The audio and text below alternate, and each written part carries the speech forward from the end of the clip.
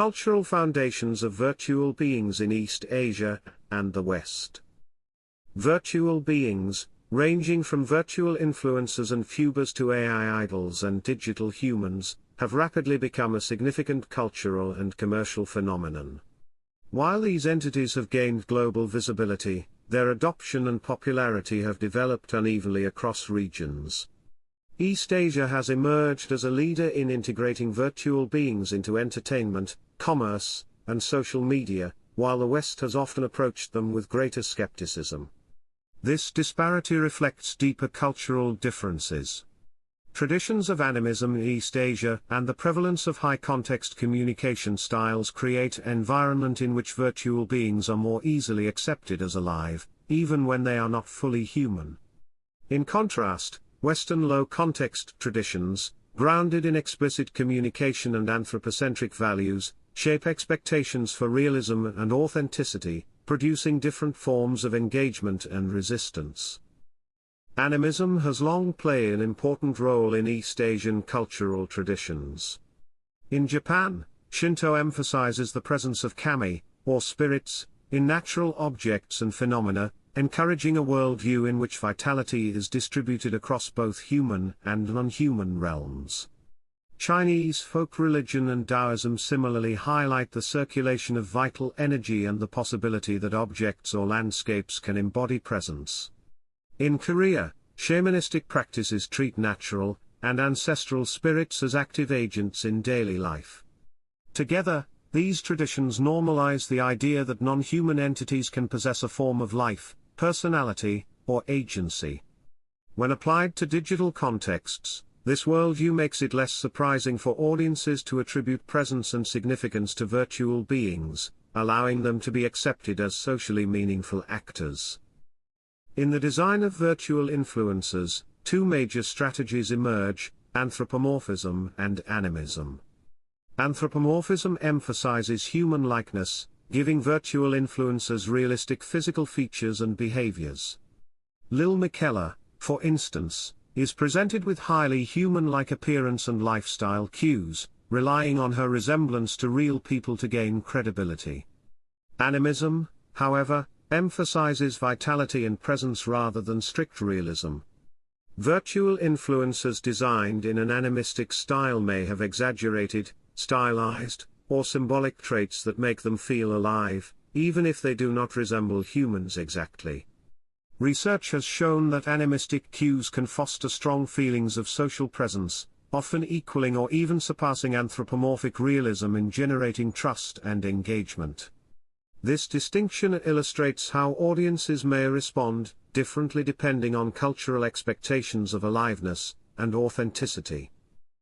The role of high-context communication in East Asia helps explain why animistic design resonates so strongly.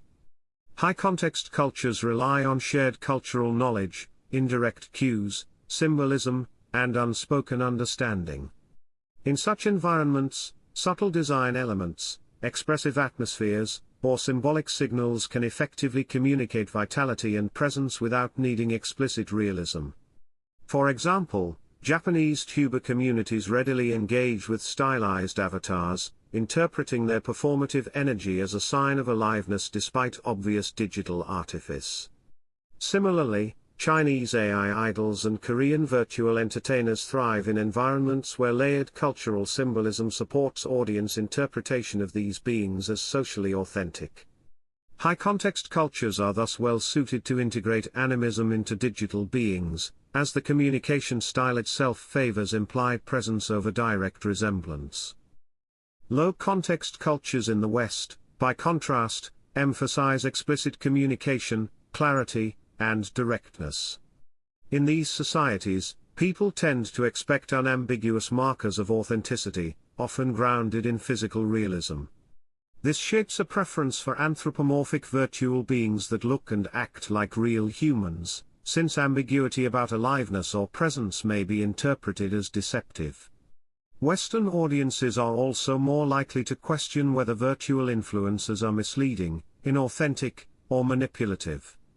This cultural orientation helps explain why the West has been slower to adopt stylized or animistic virtual beings at scale, and why debates about transparency and disclosure are especially prominent in Western contexts.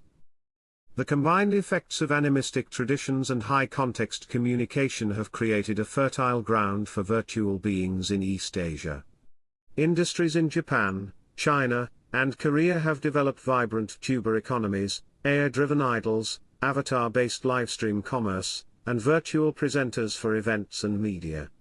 These entities are not only commercially successful but are culturally accepted as actors with presence and influence. In contrast, the West has seen more limited uptake, with virtual beings often treated as curiosities, experimental projects, or ethical concerns rather than mainstream phenomena. The divergence in popularity reflects deep-seated cultural attitudes toward the non-human, and the communicative styles that frame how presence and authenticity are perceived.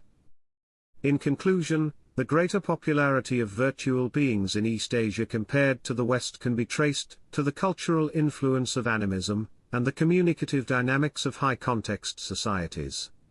East Asian traditions provide a worldview that readily accepts the aliveness of non-human entities, while high-context communication styles support the interpretation of subtle cues as meaningful signals of presence. By contrast, Western low-context traditions emphasize anthropomorphic realism, and demand explicit authenticity, producing greater skepticism toward animistic designs. These cultural differences have profound implications for the design and adoption of virtual beings worldwide, suggesting that strategies for their development must be sensitive to the communicative and spiritual frameworks of their audiences.